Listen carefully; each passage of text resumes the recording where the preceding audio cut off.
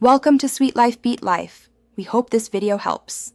In this video, I will explain how to change brakes on a Ram 3500 using an easy method.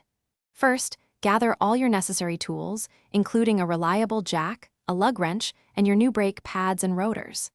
Next, safely lift your truck and secure it firmly on jack stands. This is crucial for your safety. Then, remove the wheel and the two caliper bolts to gain access to the brake assembly. We'll make this process straightforward for you.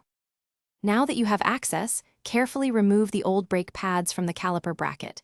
They might be a bit snug, but a gentle pry should free them. Next, detach the caliper from its mounting bracket. Remember to hang the caliper securely using a bungee cord or wire. Never let it hang by the brake line.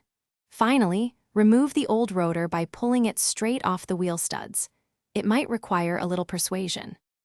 With the old parts removed, it's time for the new. First, thoroughly clean the hub surface to ensure the new rotor sits flush. Install the new rotor onto the wheel studs. Next, install the new brake pads into the caliper bracket, making sure they slide in smoothly. Then, reattach the caliper to its mounting bracket, tightening all bolts to the manufacturer's recommended torque specifications for safety and performance. Almost done. For the final steps, if you open the brake lines, remember to bleed them to remove any air and ensure proper fluid levels. Reinstall the wheel, tightening the lug nuts to the correct torque, then safely lower your Ram 3500 from the jack stands. Before hitting the road, gently test the brakes in a safe, open area to ensure they are functioning correctly. Also, check the description for a link to the Echo Dot smart speaker and other great deals. Your truck is now ready for many more miles of safe driving.